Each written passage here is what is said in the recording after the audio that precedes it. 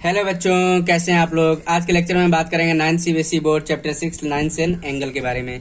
तो आज के लेक्चर में हम एमसीक्यू क्वेश्चन के बारे में बात करेंगे और ये एमसीक्यू क्वेश्चंस आपके एनसीईआरटी बुक के एनसीईआरटी एग्जाम्पलर के हैं स्टूडेंट। ठीक है, तो देखो पहला क्वेश्चन मैंने लिख रखा है स्टूडेंट।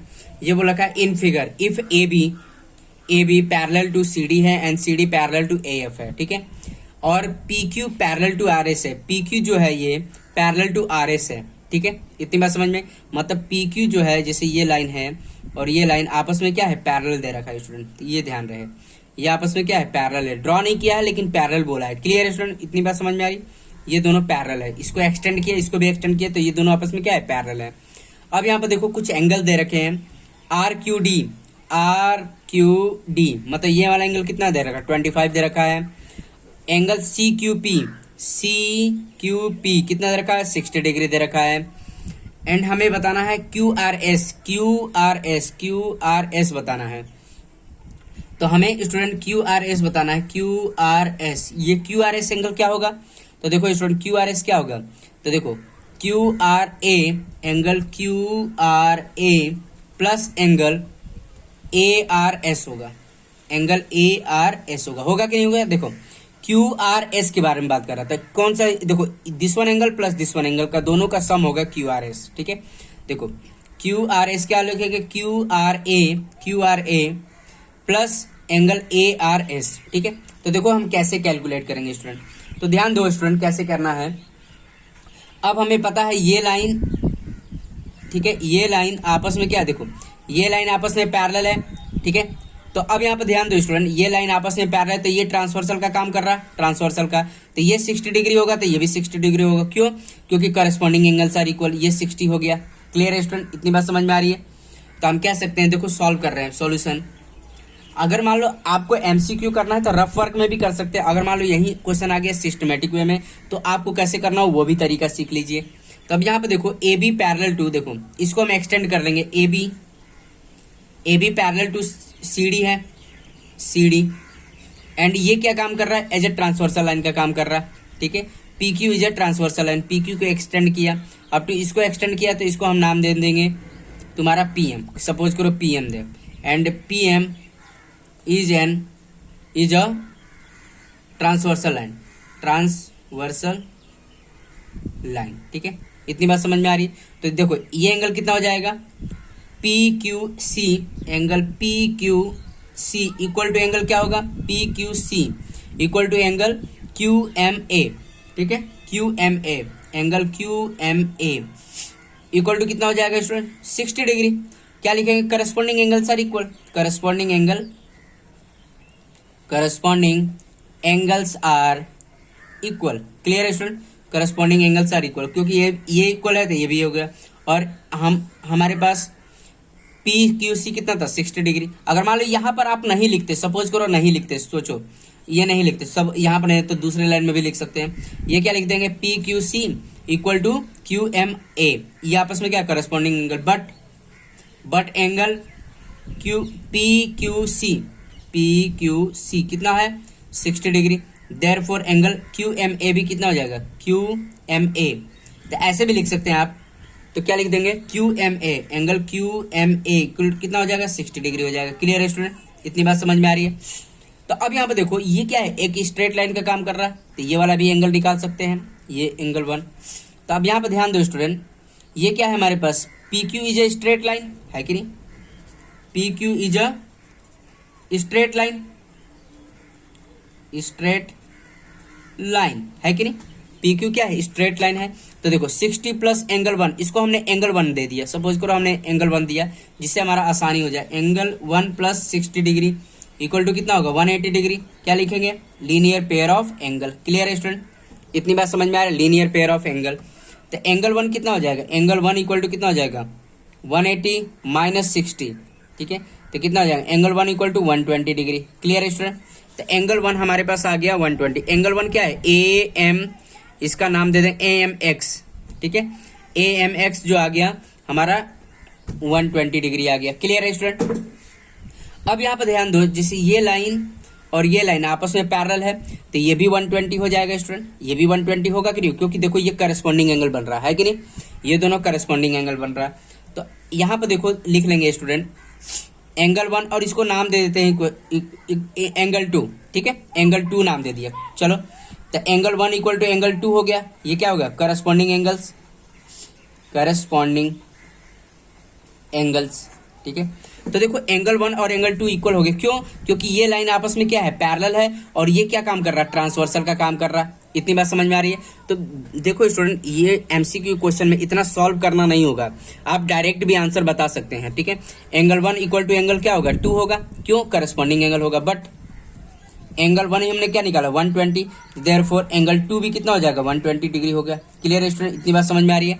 एंगल 2 भी 120 हो गया। अब देखो यहाँ पे एंगल 3 बना लेते हैं, ठीक है।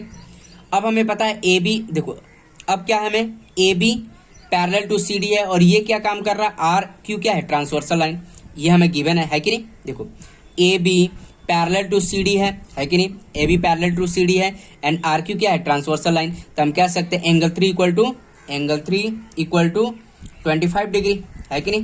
होगा क्या लिखेंगे alternate interior angle, alternate interior angle होगा कि नहीं होगा इंटीरियर एंगल। ये सब हम चीजें पढ़ चुके हैं, पहले वाले एक्सरसाइज में हम बहुत सारे चीजें पढ़ चुके हैं, तो ये हम यहाँ पर ज्यादा डिटेल में हम बात नहीं कर रहे हैं, डायरेक्ट हम बात कर रहे हैं। तो देखो एंगल 3 इक्वल टू कितना हो गया 25 डिग्री, क्यों ऑल्टरनेट इंटीरियर एंगल, क्यों है A B parallel to C D and R Q क्या है ट्रांसवर्सल लाइन है।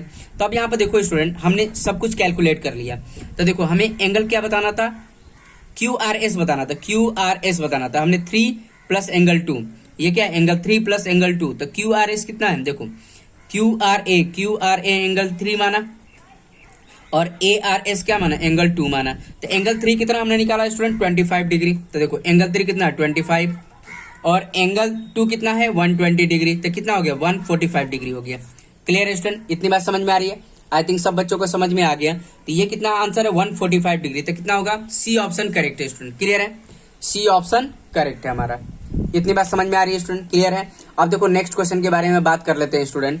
नेक्स्ट क्वेश्चन, तो इस वाले क्वेश्चन में क्या दे रखा है देखो one angle of a triangle is equal to sum of other 2 angle then triangle is, ठीक है।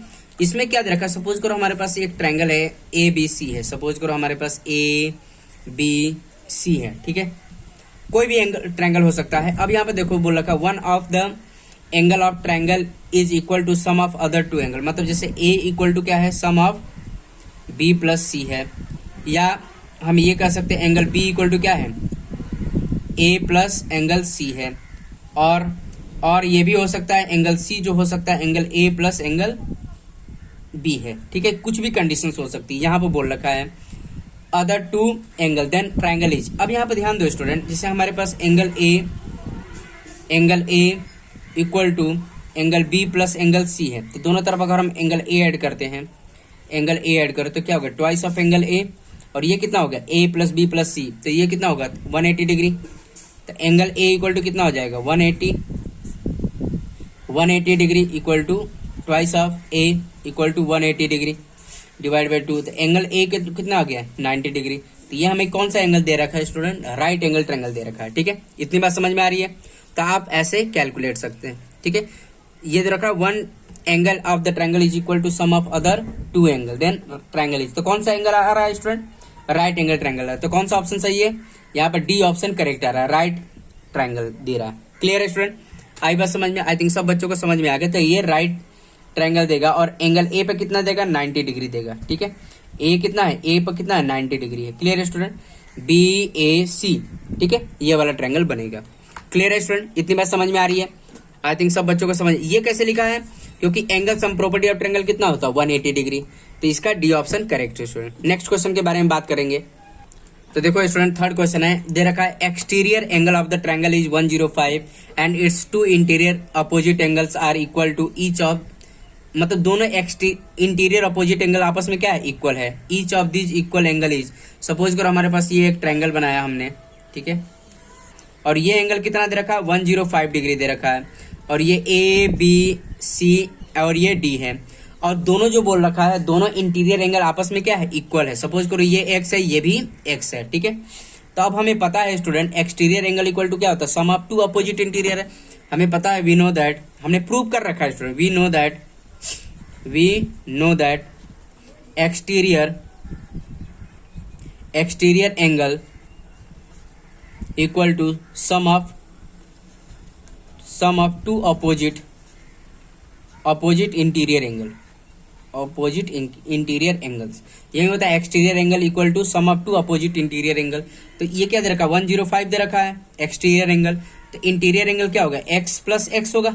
क्लियर है स्टूडेंट, तो ये कितना हो गया, देयरफॉर 105 इक्वल टू ये कितना होगा 2x हो जाएगा। तो x इक्वल टू कितना हो जाएगा, देखो इसको ऐसे लिख सकते हैं 105। तो फाइनली हमारे पास कितना हो जाएगा स्टूडेंट, 105 डिवाइड बाई 2 हो जाएगा। तो x, तो इसको हम डिवाइड करेंगे तो कितना आ जाएगा स्टूडेंट, 52.5 आ जाएगा, 52.5 डिग्री हो जाएगा, ये डिग्री में है। ठीक है, तो हमारा ईच एंगल कितना आ जाएगा, दोनों एक्सटीरियर एंगल की वैल्यू कितनी आएगी 52.5 और ये कितना हो गया 52.5 हो जाएगा। क्लियर है स्टूडेंट, तो हमारा ऑप्शन कौन सा करेक्ट है, बी ऑप्शन करेक्ट है स्टूडेंट। क्लियर है, आई थिंक सब बच्चों को समझ में आ गया, बी ऑप्शन करेक्ट है। ठीक है स्टूडेंट, नेक्स्ट क्वेश्चन के बारे में बात करेंगे। तो ये हमारा 4th क्वेश्चन दे रखा है, ये बोल रखा है if angle of the triangle are in the ratio of 5:3:7 then the triangles is.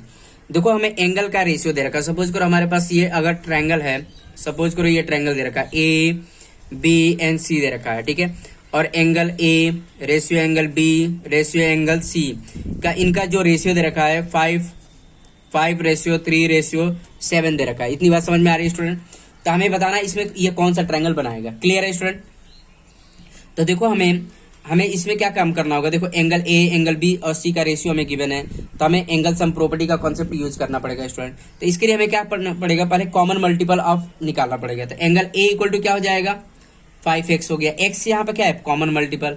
Angle B कितना हो जाएगा स्टूडेंट 3x हो जाएगा, और एंगल सी कितना होगा 7x हो जाएगा। क्लियर है स्टूडेंट, इतनी बात समझ में आ रही है। तो x यहाँ पे क्या है कॉमन मल्टीपल है, तब यहाँ पे देखो angle A in triangle A B C क्या होगा, angle A plus angle B plus angle C equal to कितना होगा 180 डिग्री। क्या लिखेंगे, angle sum property of triangle. Clear है student, angle sum property of triangle. तो एंगल ए कितना हमारे पास 5x है, एंगल बी कितना है 3x है, एंगल सी कितना है स्टूडेंट 7x है, इक्वल टू कितना हो जाएगा 180 डिग्री। क्लियर है, यहाँ पर आप कैलकुलेट कर लेते हैं। तो 5x देखो ये कितना हो गया 15x हो जाएगा student, 15x equal to 180 degree. तो फाइनली x इक्वल टू कितना हो जाएगा 180 डिवाइड बाई 15 डिग्री। तो ये फाइनली x इक्वल टू कितना आ जाएगा स्टूडेंट, x को डिवाइड करो तो 12 डिग्री आ जाएगा। क्लियर है, इतनी बात समझ में आ रही है स्टूडेंट, तो ये इतना समझ में आता है। एंगल ए कितना हो जाएगा, एंगल ए कितना मतलब था हमारे पास 5x था, तो क्या हो जाएगा 5 × 12, ये कितना हो जाएगा स्टूडेंट 60 डिग्री हो जाएगा। एंगल बी कितना था स्टूडेंट, एंगल बी हमारे पास 3x था, तो 3 × 12 कितना हो जाएगा आपका 36 डिग्री आ जाएगा।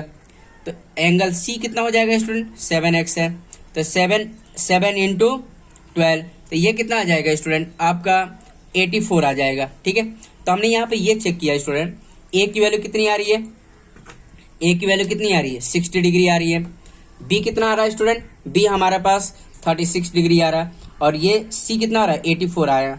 ठीक है, तो यहाँ पर हमने ये देखा कि यार यहाँ पर कोई भी एंगल 90 से बड़ा नहीं है। ठीक है, all angles are less than 90 degree, hence the triangle is an acute angle triangle. Acute angle triangle होगा, कौन सा ऑप्शन सही है स्टूडेंट, ए ऑप्शन करेक्ट होगा। क्लियर है, तो यहाँ पे एक स्टेटमेंट लिखेंगे, since all angle are less than, since all angle are less than 90 degree. Clear है स्टूडेंट, तो यहाँ पर less than 90 degree, therefore the triangle is